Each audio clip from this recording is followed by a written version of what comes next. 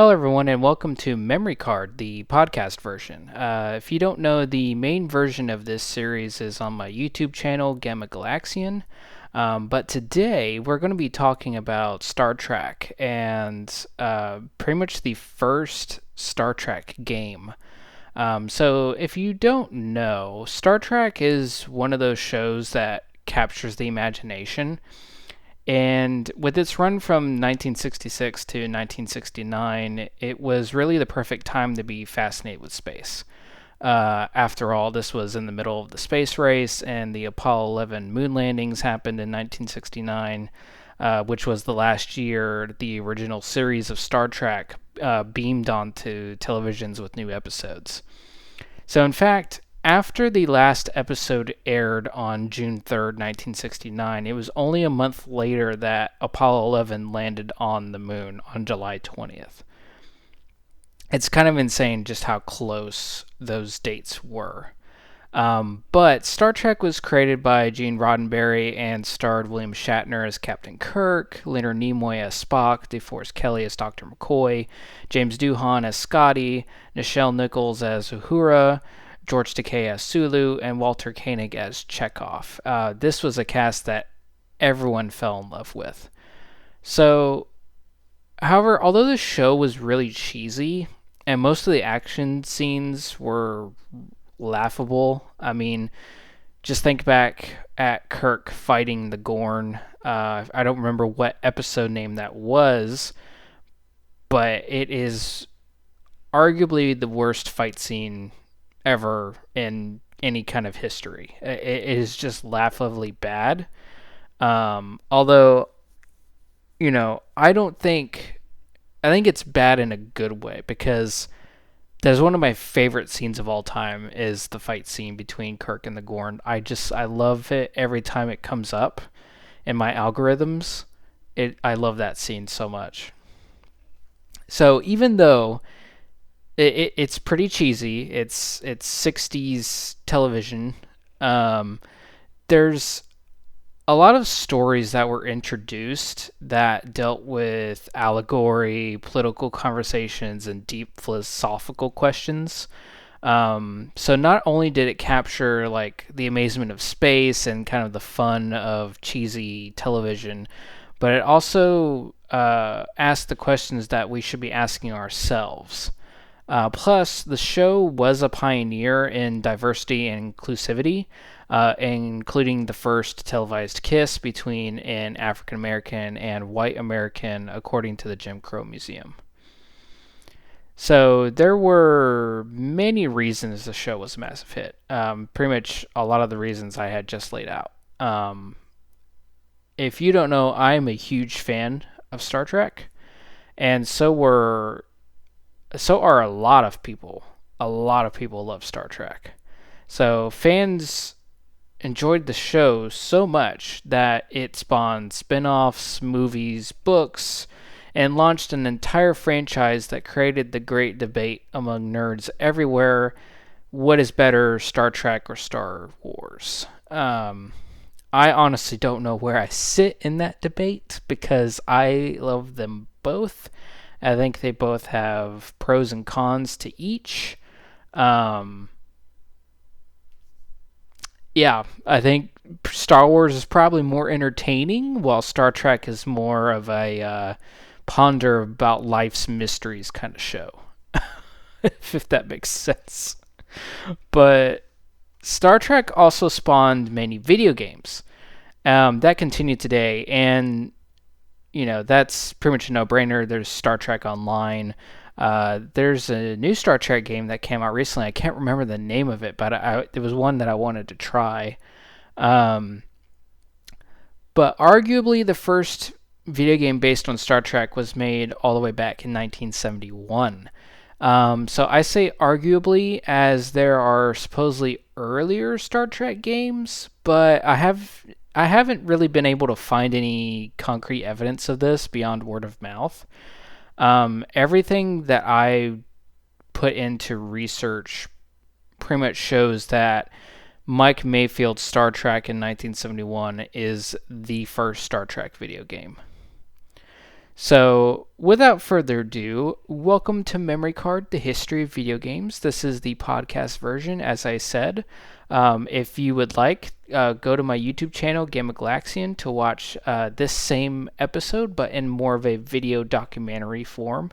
The podcast is meant to be more laid back, but we still talk about all of the same topics. We take a chronological look at video game history. We've started at the beginning and are continuing our way through history, looking at major games, consoles, events, and people, and looking at them through a microscope to see why they are so important to how they helped make video games what they are today. For this episode, we look at the first Star Trek video game.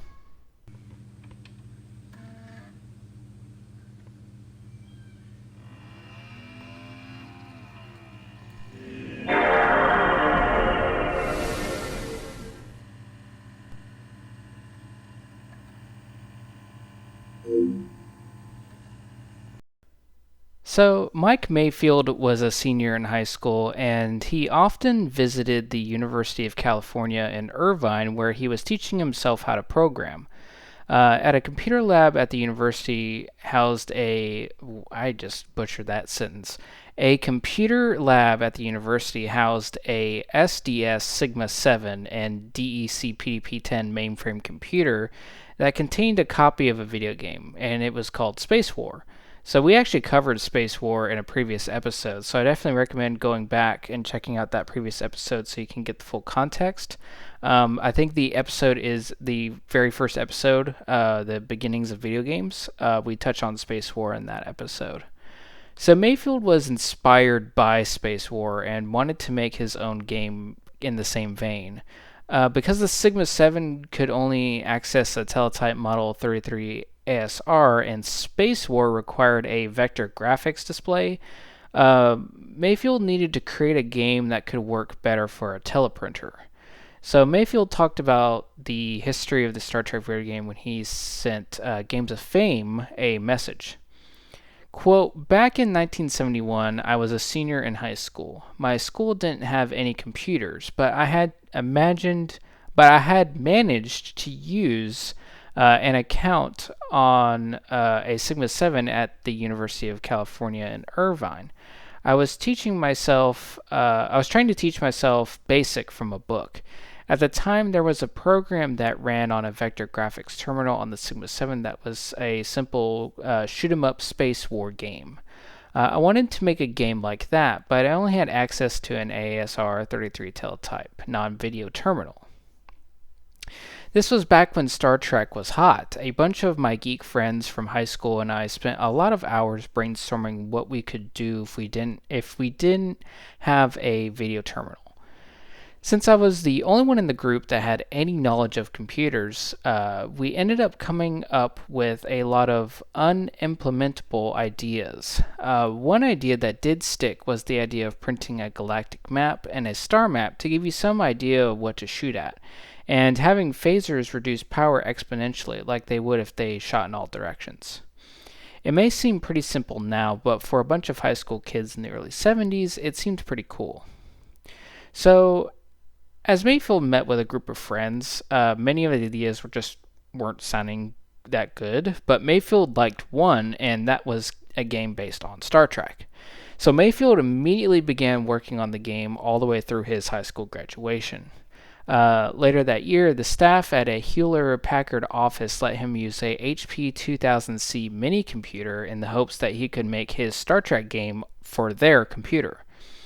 Seeing as how the programming language was different, Mayfield had to start from scratch. The game was finished in October 1972, according to the Register. So at this point, Mayfield's creation caught the eyes of David Ahl, who saw the game in HP's public domain library. Ahl would go on to create a third version of the game using the Digital Equipment Corporation's programming. Once he completed it, it was published in the DEC User Society newsletter, and that caught the attention of many fans that wanted a Star Trek game on their computers. So we haven't talked a lot about David All yet, so this is a good chance to. All is an author who founded the Creative Computer magazine and also wrote Basic Computer Games, which was the first computer book to sell more than 1 million copies, according to Wikipedia. In 1950, All was at Malvern Junior Senior High School in Long Island, and he was a part of the school's photography club. On a field trip to New York City, All became fascinated with what was known as Radio Row, which would later be demolished to make room for the World Trade Center in the 60s, according to an article in Creative Computing. Radio Row was known for having all kinds of different old electronics, and in several months, All started a radio repair business. After he had gained further exposure to electronics and computers at Cornell in the late 50s, and in the early 70s, he joined the Digital Equipment Corporation. A few years into his employment, however, the United States economy was not doing well, and DEC had to make cuts, which included All, but the vice president of R&D at DEC asked All to be a part of his group. Shortly thereafter, All wrote 101 Basic Computer Games, which would become a staple in video game history, and we'll go over the connection with this book and Star Trek a little bit later in this episode. However, that is not where the history of the 1971 Star Trek ends. Bob Leadham also sent an email to Games of Fame detailing his side of developing the game for the Data General Nova 800. It was 1974, and Leadham was working on porting Space War, aka Star Trek, onto the Nova. Quote, "It was really the first Star Trek program I had ever seen, and I was excited about getting it to run." Let's see here. Unfortunately, the program used a foreign version of BASIC, and I had to figure out the string manipulation code and translate it to the Data General BASIC syntax. After I converted the code to Data General's version of BASIC and got the game running, various friends would come in to play and enjoy it with me. But as engineers, we were full of, quote, "what if we could do this ideas," end quote. My buddies would make the suggestion and then disappear, and the next night I'd have a new version available. As it turned out, we very seldom finished a game because our enjoyment was primarily that of adding new features and trying them out. Leadham then wrote to the newspaper People's Computer Company talking about this new port of the game, and David All saw this letter in the newspaper and requested a copy from Leadham. All then published the game in Creative Computing magazine as Super Star Trek. So at this point, All wrote a new version of 101 Basic Computer Games that contained Super Star Trek, alongside the computer games such as Chomp, Civil War, Hexapon, Hammurabi, and Nim. Some of these we actually covered in the first episode as well, and Leadham notes that he received several phone calls for several years. Quote, 101 Basic Computer Games must have sold all over the world, because for 15 years after it came out, I got letters from most of the USA, plus England, Australia, and a few other countries. I answered them all, and in several cases struck up ongoing exchanges with some of the correspondents, end quote. Leadham's version, still known as Super Star Trek, became the main game in the book, so much so that Sears Telegames created a version for the Atari 2600 known as Stellar Track. IBM also shipped a version of BASIC that included the game on the disc for its PCs. So before we go into the gameplay of Star Trek and Super Star Trek, let's go over a quick recap because that was a lot of dumping of information. So essentially, Mike Mayfield created Star Trek in 1971 for the Sigma 7. Then he ported it to an HP computer, and HP distributed it in their public catalog. Then David All saw this HP version and ported it to the DEC BASIC and published it in his book. Then Bob Leadham saw David All's version and ported it to the Nova. And finally, David All saw Leadham's version and published it as Super Star Trek in the Basic Games books. So there were also several different versions of Star Trek, including what the register calls Apple Trek, which was actually released by Apple for the Apple II microcomputer in 1979. They had to change the name to avoid copyright. Acorn Soft released Galaxy, and there was another version called Space Trek. There was also Trek 73, created for HP Timeshare Basic, Star Trek for the Apple I, Star Trek 3 for the TRS-80, Apple II, and Atari 8-bit, 3D Star Trek for the Atari 8-bit, and the rest of the many Star Trek games in the 80s. However, Star Trek also appeared on the Commodore PET, the Tandy TRS-80 Model 1, and the RML 380Z. There are a lot of Star Trek games. So much so that I'm out of breath. That's how many Star Trek games there are. So, but that is where the complicated history of the first Star Trek games ends. And now we're going to touch on how the game plays. So, how does it play? Well, we'll first look at Mike Mayfield's version. So, in the 1971 Star Trek game, of course, this is all text-based, much like many of the games at this time.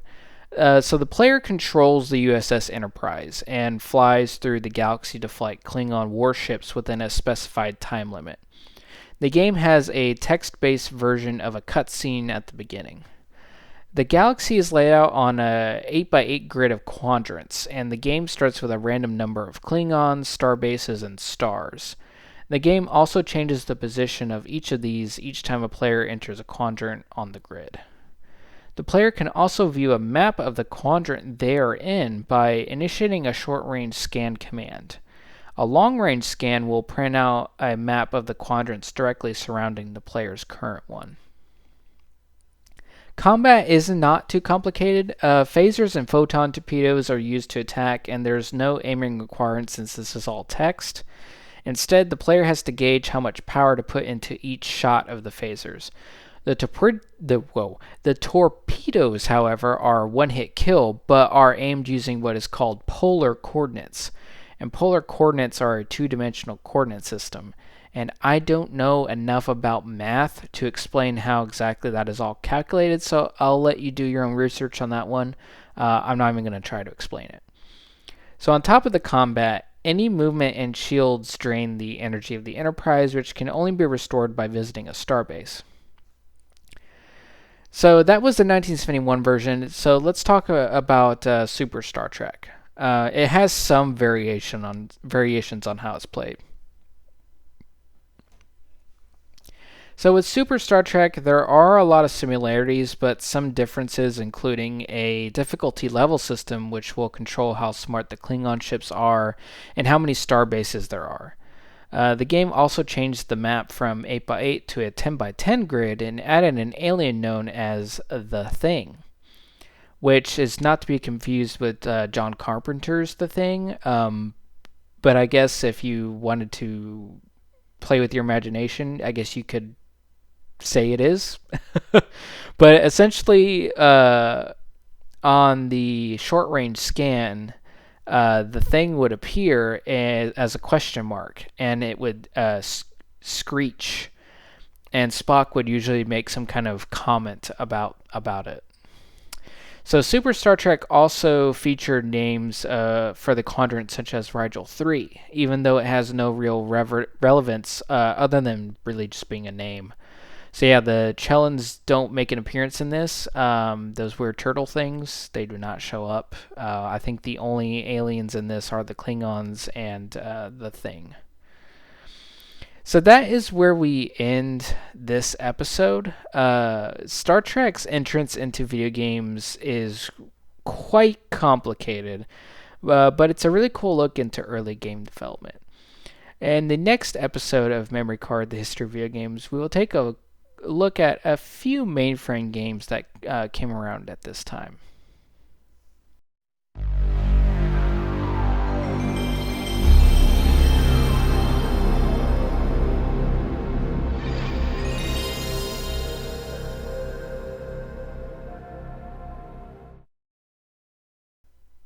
So as always, I want to definitely shout out all my sources that I used in this episode.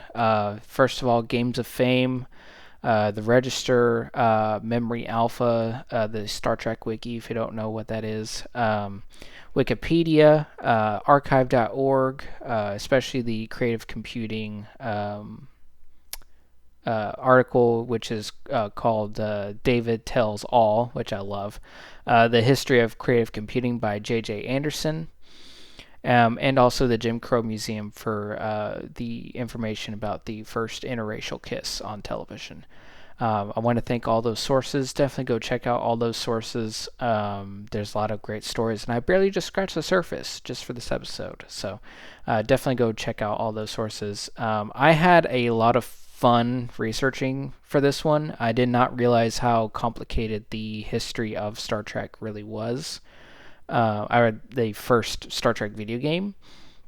As I said, I'm a big Star Trek fan. As a kid, I was not interested in Star Trek, but as I got older, I grew to really appreciate Star Trek, especially the original series, which to me is my favorite. There's just something about the original series that I love, and including the movies that star the original series cast. I just love that era of Star Trek. But that's pretty much going to do it for this episode. We will talk about some mainframe games in the next one. Yeah, that's pretty much going to do it. Go check out the sources. Go check out my YouTube channel, Gamma Galaxian. I haven't really been streaming on Twitch, but I might get around to it again at some point. So all my social media is very easy. It's all the same, Gamma Galaxian. And yeah, I will see you for the next episode. Thank you so much.